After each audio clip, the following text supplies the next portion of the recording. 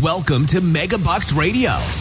Conversations with successful entrepreneurs, sharing their tips and strategies for success. Real-world ideas that can put MegaBucks in your bank account. Here's your host, Nina Hershberger. Welcome to today's show. This is your host, Nina Hershberger. And with me today, I have Sophie Howard. Sophie is hailing from all the way across the world in New Zealand, and so I'm excited to have her. She's an online specialist. We're going to be chatting about how to buy an established online business.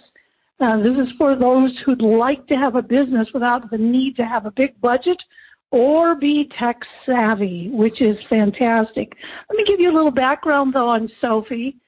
She founded Aspiring Entrepreneurs. In 2013, she started her first online business, which she sold in 2015 for over $1 million US.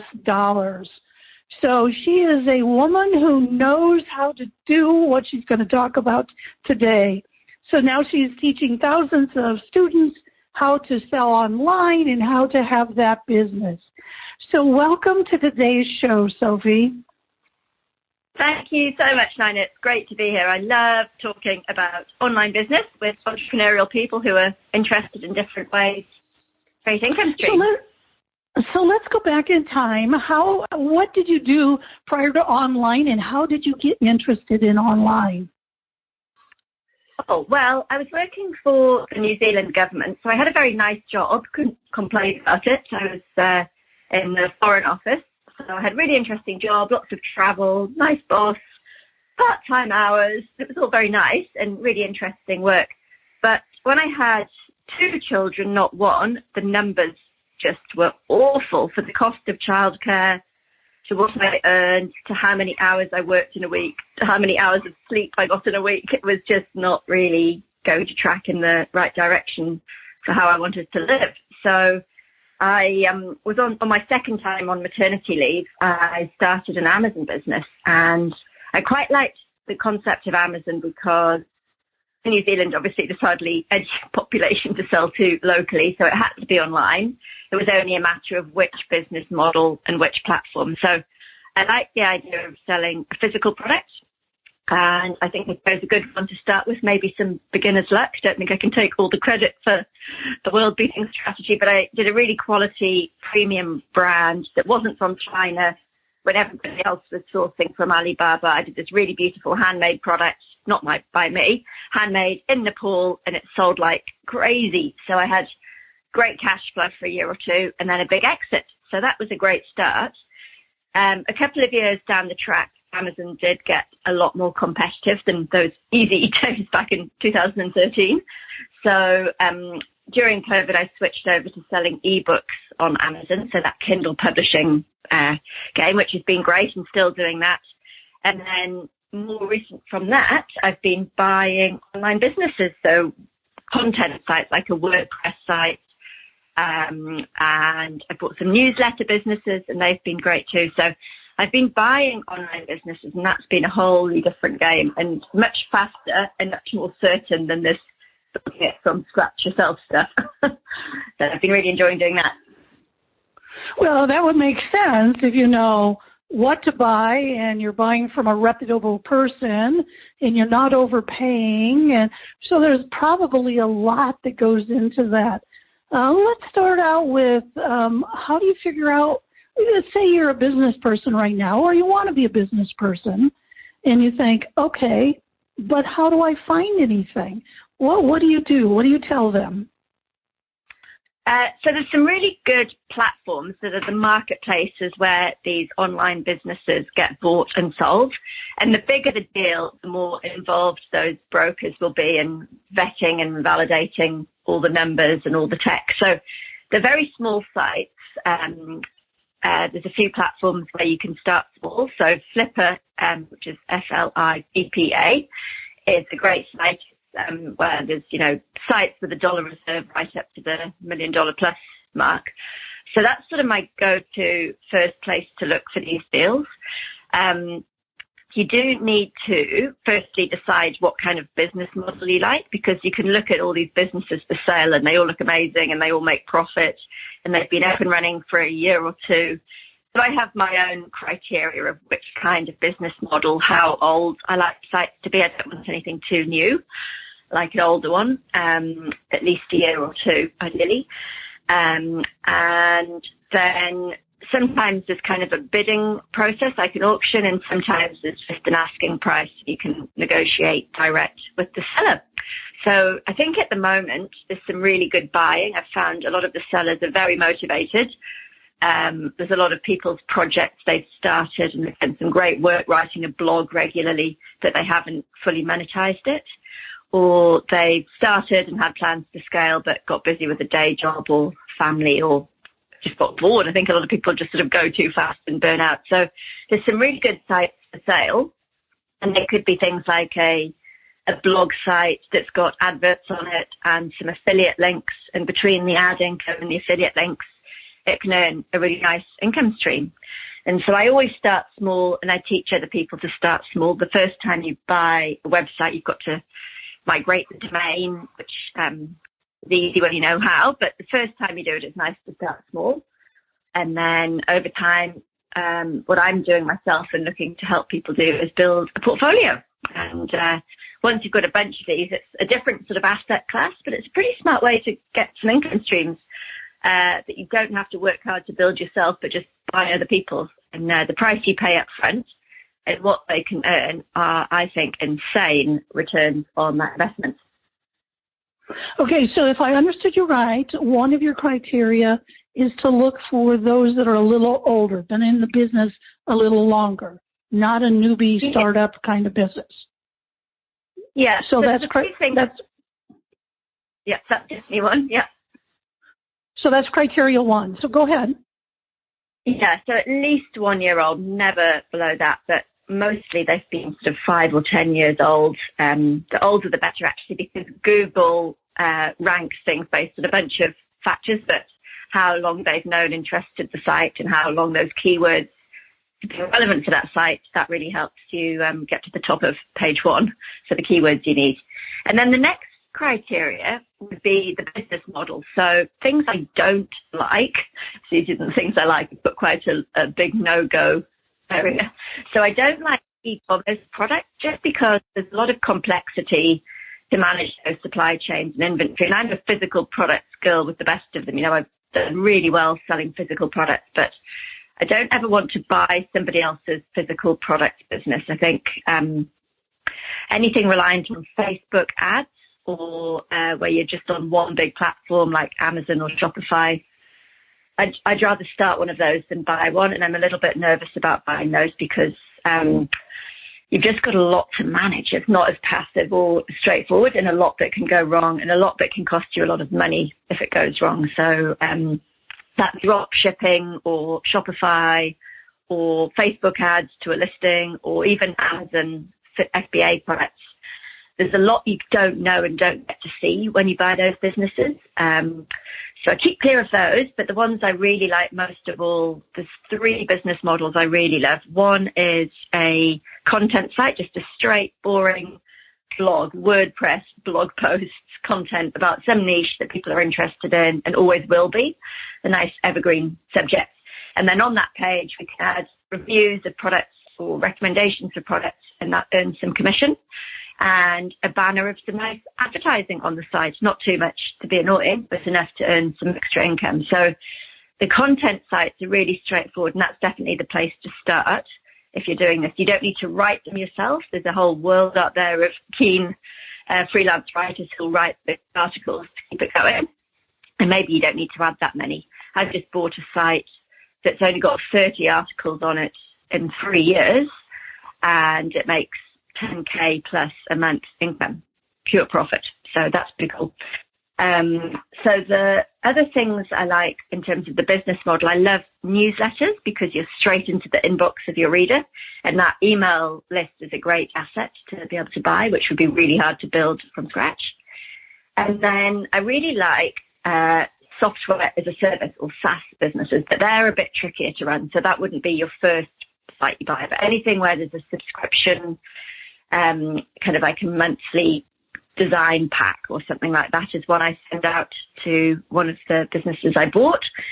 And it makes a really nice steady income. About $1,500 every single week comes in as straight profit on a site that I bought online. And it's a monthly subscription business, but it's actually a digital product that's sent out. It's not a physical good. So those are the three best business models. And I like to check business is growing and that the content quality is really high. I don't want something that's been kind of rigged, something that's been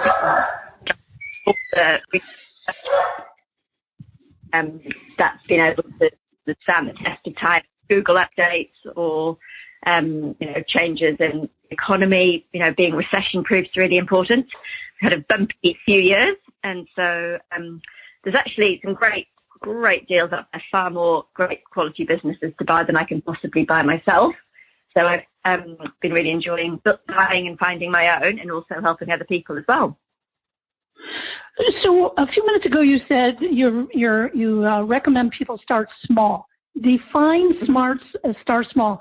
So let's say you're looking at one of the, you're looking at different businesses. You're going after a blog. What's the definition of starting small? Oh, I like under $5,000, maybe just the size where there's a little bit of income, the thing's proven, there's some content there, there's some affiliate links, there's some ads set up, but you can see a way to own it and grow it and improve it. And I really do have a bias towards subjects I'm interested in myself.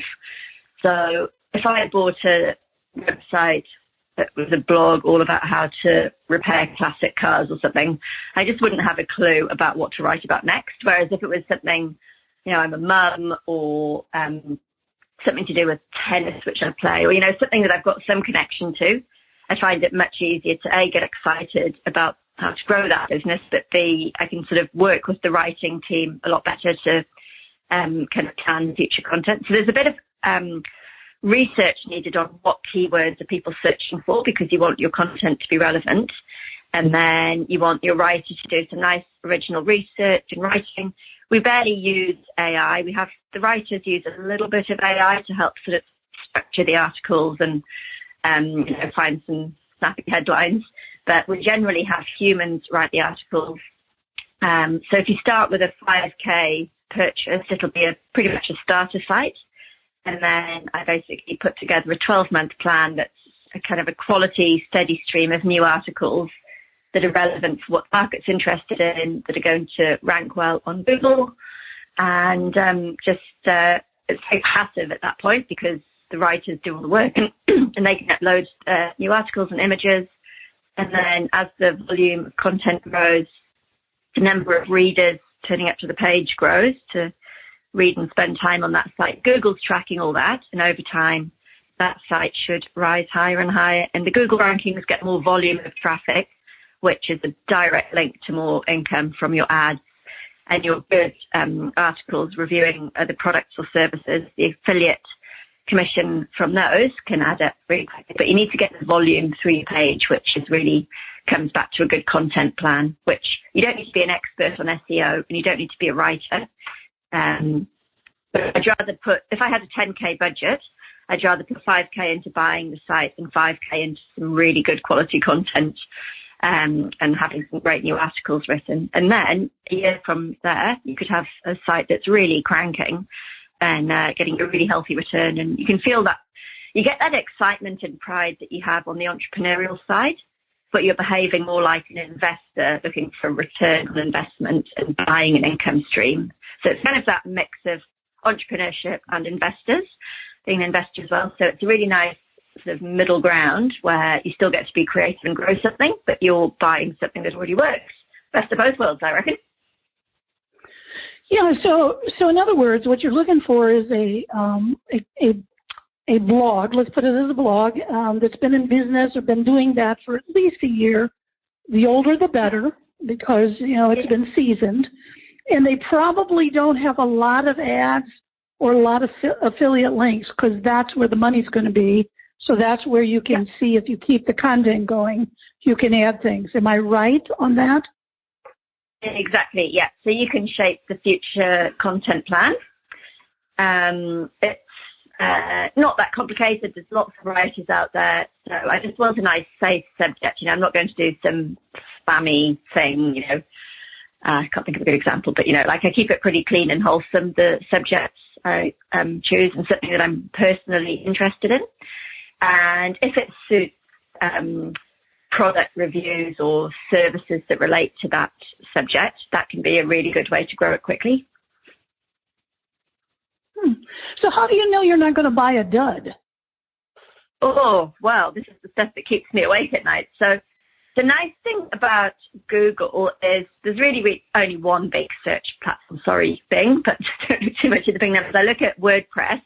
I only buy WordPress sites, and we have really good tracking available from a platform called Google Analytics, which is sort of the back end of the website and how Google sees that blog. So they'll tell you how long people stay on the site for, which country did they come from, how did they find the site? Was it clicking through an ad, or did they search organically and find it naturally?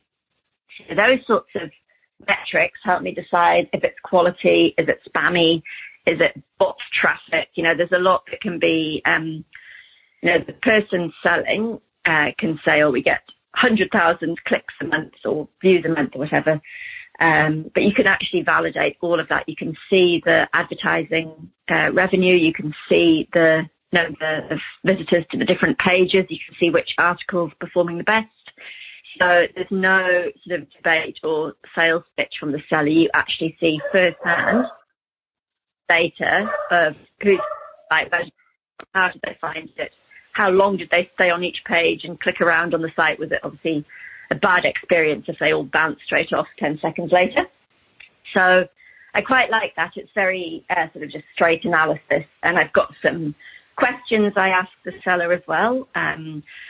But basically it's all laid bare when you have a Google Analytics account. So as part of the purchasing process, I always get added to Google Analytics and have a good dig through all the history of that site, and not really any of that can be faked.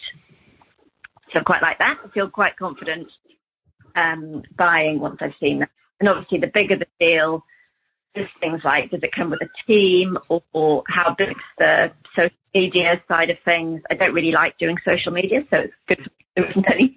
But if there's an email list or an assistant who sends out a newsletter each week or like that, then there's obviously people things to work through with the seller. Great blog site. You don't need to meet them. You can do it all online. A couple of Zoom calls or something are quite good often to walk through the back end of the advertising account. So you can actually ask for them to do a login and walk through on to validate sort of what happens on their side as well. So it's very transparent, and some of the brokers like Flipper will validate and go through the data and check it all out if it's a bigger site. So over 50K, they put some of their analysts on the deal to make sure what gets listed is really good quality. But a few traps for new players, but generally, if you follow some good training, I think there's some really good purchases out there and some great deals. Okay, so this all makes sense. Now let's turn the corner. So your business model right now is not only are you looking for those kind of deals for yourself personally to have multiple streams of income, multiple businesses, but you're beginning to teach others how to look for and get businesses like that as well. Is that right? That's right, yeah. So I've put together a program where I share with my students all the deals I'm doing, so they can watch over my shoulder and see what I'm looking at and what I like or don't like about different deals. Because there's a bit of a science, valuation should be based on income, but there's also a bit of a softer set of skills around the negotiations, and maybe if you're building a portfolio, how business will link into each other. You can get a bit, make things quite fun that way. So I teach people how to start small, which is, I think, definitely the way to start. I teach them how to look for the deals on the best platforms and how to ask really good questions of the sellers and keep safe while you're buying the site, but also know what to do once you own it to continue getting good content produced and growing it and maybe growing a portfolio. So the people that have joined the program so far are kind of a mix of entrepreneurs, corporate people who've been working really hard and have a good income stream and want to do something for themselves, and see this as like a retirement game plan to buy something now, build it up for a year or two, and that's the future income stream. I think it really appeals to people that are not so dependent on their employers or worrying that when they retire, they're just going to grind to a halt and have no income or any project. So I think it's quite a meaningful thing for people to do, to start a strategy like this and start buying a couple of smaller sites, getting a bit more confident buying some bigger sites, and then suddenly there's a whole portfolio of really valuable websites there that you can live off. So I could live off my portfolio of websites I've bought now. I don't need to do anything else, which is very nice. I do really enjoy teaching. I've taught entrepreneurship in universities, and I've taught Amazon courses, and so it was sort of an obvious thing for me to help people that want to do this. There's some other people out there that teach this kind of thing sort of in a start from scratch, start your own blog, and sort of that sort of side hustle thing. And then there's people who are kind of ex-Wall Street, big M&A backgrounds, doing great big deals with other people's money. And they teach sort of some of this acquisition stuff on sort of doing big deals. But I think the band I'm in is that sort of mid space. It's sort of the acquisition entrepreneur. It's maybe the first business you buy is a learning exercise, and the second one gets you out your day job. And then when you've got 3 or 4, then that's a nice portfolio, and it all adds up to be a really healthy bunch of income streams. So it's not throwing money around like I don't care and it's somebody else's. There's no tricky finance. So the people that do my course are generally starting small, but usually their own funds and their own resources to acquire these sites, which is a bit different from dealing with banks and investors and business partners. You know, keep it really simple and something you own and learn a little bit about. You don't need to be very techy to do this, but you do need to be able to work with writers and, outsource work to a designer if you need your WordPress site, made to look different. So I think you need to be sort of open to learning. But you don't need to have a technical background at all. I'm not techy at all. I couldn't write a word of WordPress code. Keep things pretty simple at my end and outsource anything techy or content based. And lots of great agencies that will do the migration for you and sort out your hosting and all that stuff. I don't have a clue about that. I know what needs to be done, but I don't know how to do it myself. Yeah, that makes sense. So how could somebody find out about your program?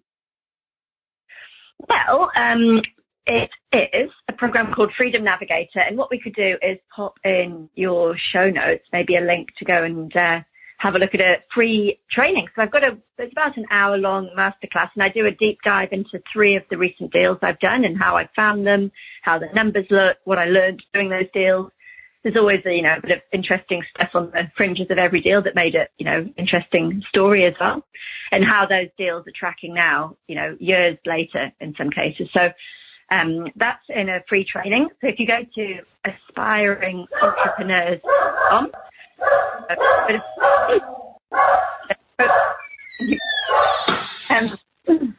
the website is aspiringentrepreneurs.com, and on there, the free training and also a free book. So I've got a book called Freedom Navigator.